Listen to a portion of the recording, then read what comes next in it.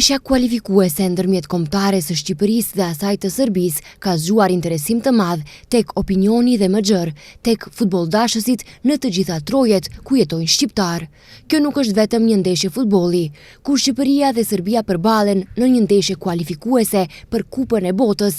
Ndeshja në Tiranë ka më shumë peshë se sa vetëm rezultati. Me shumë vëmendje, këtë ndeshje e pret edhe ish futbollisti i njohur tetovar Nebi Mustafi. Ai për televizionin Koha thot se edhe për skaj rëndësisë së kësaj ndeshje, futbollistët duhet të lënë anash emocionet dhe të fitojnë ndeshjen në fushë. Kjo ndeshje tani kalon për te futbollit, për shkak se është shumë më emocionale se sa ndeshje tjera dhe krahas profesionalizmit i cili duhet të respektohet, flas tani për nga ana e futbollistëve, janë ngërthyer edhe shumë emocione të cilat na lidhen edhe me shumë gjëra tjera dhe prandaj bëhet një ndeshje mjaft e rëndë për të luajtur. Unë futem tani në lëkurën e lojtarëve dhe e di se çfarë presioni mund të kenë ato në një ndeshje të tillë ku gjithë sytë e gjithë shqiptarëve, po edhe të palës tjetër janë të ngërthyera në këtë ndeshje se çfarë do ndodhi edhe si do realizohet, sa do jemi të kujdesshëm edhe si do mbarojnë në fund.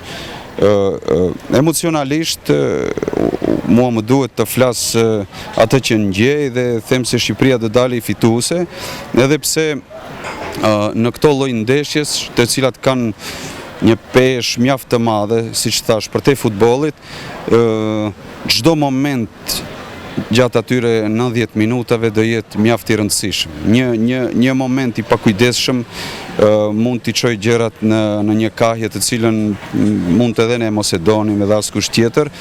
Mirë po, unë shpresoj edhe dua që futbollistët pikëspari të jenë profesionistë, me koka të ftohura dhe t'japin maksimumin dhe kur marr parasysh kompaktësinë që ka kombëtarja shqiptare dhe përrecurinë që ka pasur këto vitet e fundit në raport me kombëtarin tjetër e cila ka pasur rënje të mëdha nga ajo që ka qenë para 10 viteve ose më tepër, unë mendoj se ne kemi përparësi. Nga ana tjetër, është edhe shumë e rëndësishme për kualifikuesit, Shqipëria t'i marrë këto pikë nëse do t'jetë ngarë për vendin e dytë të cilin edhe e synon.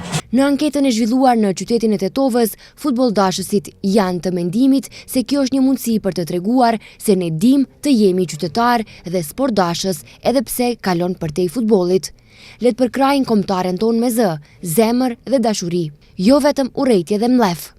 Pasi fitoria më e madhe sot nuk është vetëm ajo në rezultat, por edhe ajo e dinjitetit të shqiptarëve.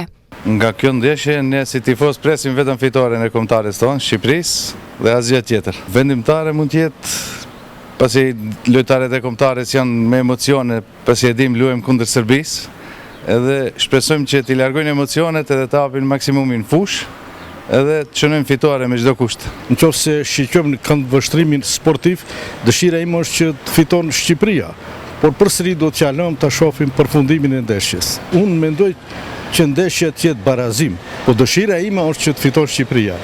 Kjo përplasje është një nga rivalitetet më të ngarkuara politikisht dhe emocionalisht dhe më intenzive në futbollin evropian, e rënjosur në tensione të thella historike dhe etnike, veçanërisht në lidhje me konfliktin e Kosovës dhe historinë e gjerë të Ballkanit.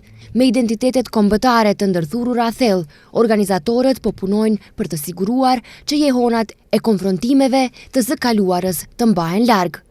Në ndërkohë në Tetovë, në disa lokale do të ketë edhe ekrane të mëdha ku mund të ndiqet kjo ndeshje.